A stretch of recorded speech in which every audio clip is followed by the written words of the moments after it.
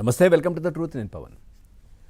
ఇక YCP party Jaganmohan Reddy ఆధ్వర్యంలో అందరికీ తెలిసిందే రోజుకొక అంశాన్ని తెరపైకి తెచ్చే ప్రయత్నం. అంటే ఒక్కసారి రాష్ట్రంలో ఏదో జరిగిపోతోంది, ఇంకొకసారి కులమతాల మధ్య చిచ్చు, ఇంకోసారి ప్రాంతాల మధ్య చిచ్చు, ఇవన్నీ కూడా అయిపోతున్నాయి. ఆ తర్వాత నిరుద్యోగులు, ఉద్యోగులు. సో ఇట్లా ఏదో ఒక అంశాన్ని తీసుకొని రాష్ట్రంలో అలజడి సృష్టించే ప్రయత్నం. అంతేందుకు కూటమి ప్రభుత్వం ఏర్పడ్డ నెల రోజులకే ఢిల్లీలోకి వెళ్ళి అక్కడ రాష్ట్రపతి పాలన పెట్టాలి, రాష్ట్రంలో హత్యలు జరిగిపోతున్నాయని చెప్పి హడావిడి చేశారు. సో అది కూడా సెట్ అవ్వలే. అంటే ఇట్లా ప్రతి అంశారి ఒక కొత్త అంశాన్ని భుజానికి ఎత్తుకొని ఏదో చేసే ప్రయత్నం ఇటు వైసీపీ చేస్తూ ఉంటుంది. సో ఇప్పుడు కొత్తగా ఒక నియోజకవర్గంలో ఇటు వైసీపీ తర్వాత టీడీపీ నేతల మధ్య మాటల యుద్ధాన్ని కొనసాగించే విధంగా మీరు ఇది చేస్తున్నారు అంటే అక్కడ జరుగుతున్న అభివృద్ధిని బయటకు తీసుకురాకుండా ఉండేందుకు ఈ విధమైనటువంటి కార్యక్రమం, అక్కడ వాళ్ళను దానికే ఎంగేజ్ చేయడం, అంటే ఆ కొట్లాట, ఒకరికొకరు అనుకోవడం, ఇట్లాంటి వాటికే పెట్టే ప్రయత్నం ఇప్పుడు కొత్తగా స్టార్ట్ చేశారు. రాష్ట్రంలోని ప్రతి నియోజకవర్గంలో అభివృద్ధి పనులు జరుగుతున్నాయి, మనకు తెలిసిందే.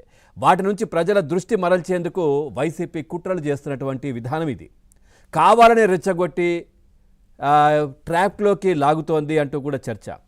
ఆ ట్రాప్లో పడద్దు, నియోజకవర్గంలో జరిగే అభివృద్ధి పనులపైన దృష్టి సారించండి అంటూ టీడీపీ అధిష్టానం కూడా పార్టీ ఎమ్మెల్యేలు, నేతలకు హితబోధ చేసినటువంటి పరిస్థితులు. ఇటీవలి కాలంలో పలు నియోజకవర్గాల్లో టీడీపీ ఎమ్మెల్యేలకు, వైసీపీ నేతలకు నడుమ ఛాలెంజ్ల యుద్ధం నడుస్తోంది. ఇప్పుడు ఛాలెంజ్, నేను ఇది చేశాను ఛాలెంజ్, లేదా మీరు ఇది చేసిండ్రు అది నిరూపిస్తా ఛాలెంజ్, ఇట్లాంటి ఛాలెంజ్లు. ముఖ్యంగా మడకశిర ఎమ్మెల్యే ఎంఎస్ రాజు కావచ్చు, వైసీపీ మాజీ ఎమ్మెల్యే తోపుదుర్తి ప్రకాష్ రెడ్డి మధ్య, ఇటు ఆళ్లగడ్డ ఎమ్మెల్యే భూమా అఖిలప్రియ, వైసీపీ నేత గంగుల విజేంద్రారెడ్డి నడుమ ఇటీవల తీవ్ర స్థాయిలో ప్రతి సవాళ్లు నడిచాయి. రాష్ట్ర వ్యాప్తంగా ఇదే బాటలో చాలామంది టీడీపీ నాయకులు కూడా నడుస్తూ ఉన్నారు.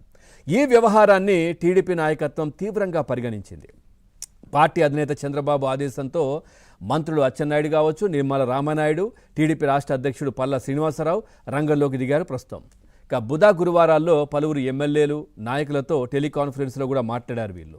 వైసీపీ విమర్శలు, దుష్ప్రచారాలను ఆధారాలతో తిప్పికొట్టాలని, పరస్పరం సవాళ్లు విసురుకునే వరకు వెళ్లొద్దని స్పష్టం చేశారు. ఇకపై ఇలాంటివి పునరావృతమైతే నాయకత్వం తీవ్రంగా పరిగణిస్తుందని తేల్చి చెప్పారు. మరోవైపు కూడా మరి అఖిలప్రియ నిన్న మాట్లాడుతూ కూడా ఖచ్చితంగా ముఖ్యమంత్రి వస్తున్నటువంటి సమయంలో ఇట్లాంటి బ్రిజేందర్ ఇట్లాంటి ఆరోపణలు, ఇవన్నీ కూడా చేయడం, నా పైన అసత్య ప్రచారం ఆరోపణలు చేసినప్పుడు ఖచ్చితంగా నేను తిప్పికొట్టాలి కదా. ఒకవేళ తిప్పికొట్టకపోతే ఇవన్నీ కూడా అధిష్టానానికి మరి నేనేదో చేసినట్టుగా తెలుస్తాయి కదా.